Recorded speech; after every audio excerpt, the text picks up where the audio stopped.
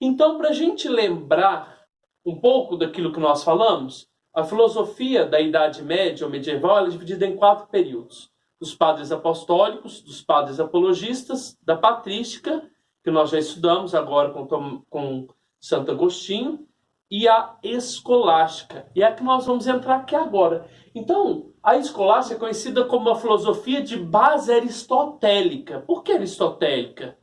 Porque de base platônica foi a filosofia, então, na qual nós tínhamos Santo Agostinho. E essa filosofia aqui, ela é de base aristotélica. Por que também de base aristotélica? Porque começa a desenvolver as ciências que tanto Aristóteles primou, né? E também nós vamos perceber que quando São Tomás de Aquino for falar da existência de Deus, da comprovação da existência de Deus, você vai perceber elementos da filosofia aristotélica, tá certo? Então, por isso que você entende por que ela é uma base aristotélica, porque ela vai comungar com a filosofia de Aristóteles e não mais de Platão, tá? Então, a filosofia, a produção, né, escolástica, a produção escolástica, ela começa mais ou menos ali no séculos 8 e 9. Por isso que você entende por que significa escolástica. Porque no período do século 8 e 9, Carlos Magno, nós vamos aprofundar, ele funda as escolas. Tá? Existia escola antes? Existia. De quem? De Platão, existia de Aristóteles, existia de Epicuro. Só que essas escolas, elas foram fechadas. Né? Foram fechadas no Alto Império Romano, tá certo? Por quê? Porque quem ia dominar ali, lógico, o Império Romano dominou, mas logo em seguida a instituição cristã dominou, tá? Então foram fechadas essas escolas. E aí você vai perceber que até Santo Agostinho, até no período do século 11, 12, quando vem Tomás de Aquino, a filosofia, a teologia era toda aprofundada na filosofia de Santo Agostinho. Tá certo? Então, o que significa o termo escolásticos? Escolástica significa que deriva da palavra escola, onde começou, então, o ensinamento das ciências, das artes liberais, que começa com Carlos Magno e aprofunda-se nas universidades. Então, quem eram os escolásticos? Aqueles que ensinavam nas escolas. E também, depois, com a fundamentação, com a fundação das universidades, aqueles que estudavam, melhor dizendo, aqueles que ensinavam nas faculdades. Então, o contexto histórico, né? Para você entender como surgiu a escolástica. Então, depois da queda do Império Romano, do Ocidente, a Europa se tornou um território desmembrado, né? Marcado por tantas fragmentações geográficas, econômicas, linguísticas e cultural. Então pensa-se, não existia mais essa unificação que o Império Romano tinha, né? Em virtude das invasões dos reinos pelos bárbaros, né? Então, nesse período da invasão dos bárbaros, a filosofia ela se perdeu. Não teve mais filosofia. Tá certo? E aí então você vai entender que o que nós temos de filosofia como base filosófica até mais ou menos no século 11, 12 é tudo de Santo Agostinho, tá?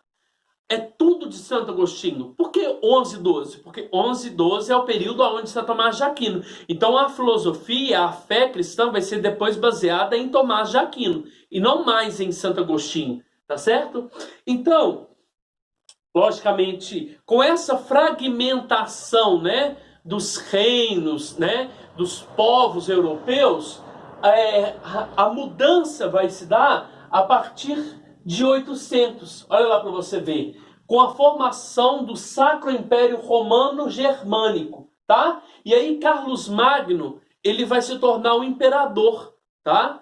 Nas mãos do Papa Leão III. E aí, a partir desse momento, o Carlos Magno ele começa a instituir para as pessoas, né, para as pessoas que iam trabalhar com eles, uma forma de educação. Ele preocupava-se, era um reino, né, era um imperador que preocupava-se com a educação do povo. E ele preocupava-se mais ainda com a educação daqueles que iam trabalhar com ele. E aí ele começa a fundar escolas para ensinar esse povo. Então, quem era o responsável por essa educação? Por essa educação desse povo? Eram os padres, tá certo? Então, na intenção de formar pessoas capazes para trabalhar no seu reino, no seu governo, ele então funda-se escolas, né? E aí, a partir do momento que ele funda-se escolas, olha lá que interessante, funda-se as escolas chamadas as escolas palatinas, que estão ligadas ao reino, as escolas monacais ou abiciais, que está ligada num contexto religioso, onde o monge, né, do monastério, do convento, ele pregava e dava sua aula, e também as escolas episcopais, que estão anexas a uma catedral, tá? Então, quer dizer, quem transmitia esse conhecimento? Os padres, porque eles que possuíam o conhecimento, tá? Então, além dessa renascença carolíngia, né, formada por Carlos, né, Carlos Magno, por ele trazer educação para a população, eles também queriam inovar a forma de educar. E como eles inovaram a forma de educar? Trazendo elementos da antiguidade grega. Quais são esses elementos? Que nós vamos chamar que são as formas como eles ensinavam, que são as 7 artes liberais, chamadas de trivium e chamadas de quadrivium. O que no trivium eles ensinavam? Eles ensinavam a retórica, que é a conversação, a gramática e aqui está escrito dialética, mas é a lógica aristotélica, né? Que é toda uma explicação de conceitos, tá certo? Então é uma parte mais voltada para a escrita. O quadrívio, que é as 4 artes liberais, né? Nessa época em que Carlos Magno imperava e ensinava o povo, né? Era ensinado, então, a música, a aritmética, a geometria e a astronomia. Aqui está escrito astronomia, mas a física. Então, olha para você ver, o conhecimento que antes era restrito à igreja é começado a passar para o povo, tá certo? E aí nós temos nesse slide aqui uma forma como os padres, os monges, né, ensinavam, que é chamada alexio, e depois a disputatio. O que é lexio? É uma leitura de um texto. Então eu pego um texto aqui e vou ler com vocês, tá? E aí a partir dessa leitura, ou comentário sobre um texto, nós vamos disputar. O que é uma disputa? Disputar.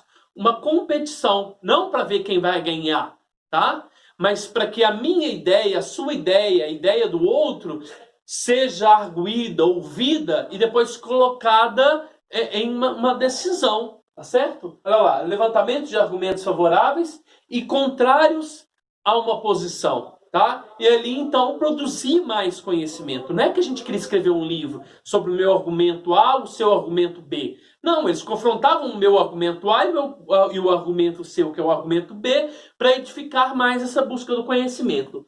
Então, para a gente finalizar esse contexto, né, depois, né, de 800, com Carlos Magno, trazendo a educação do trivium, do quadrivium para o povo, nós vamos ter nos séculos 11 e 12, né, depois que as escolas foram fundadas na Renascença Carolíngia, o quê? A fundamentação, a formação das universidades. Olha que interessante, a primeira universidade foi formada em Bolonha e depois a outra na França, em Paris. Só que, preste atenção, essas universidades ficavam sob a responsabilidade da Igreja Católica. Só que ele vai falar que o interessante é que, lógico, o ser humano já começa a ter uma certa liberdade no pensamento, né? Mas quem regia, quem comandava as universidades? A Igreja Católica ainda. Ela que dominava, ela que punha regimentação, regras. Só que, com o passar do tempo, o povo começa a ter uma cabeça mais aberta, uma certa liberdade de expressão. E aí, olha para você ver, com o passar do tempo, logo as universidades manifestaram o seu caráter questionador, de questionar, bater de frente contra a Igreja Católica. Tá certo? Então, para você entender esse contexto da escolástica, foi isso, a fundamentação e a formação do conhecimento trazido para o povo, né? nos primeiros séculos com as escolas e depois com as universidades. E aí, nesse contexto da universidade, né, dos períodos do século XI ao século XII e XIII, nós vamos perceber, então, a figura de São Tomás de Aquino, tá certo? Muito obrigado.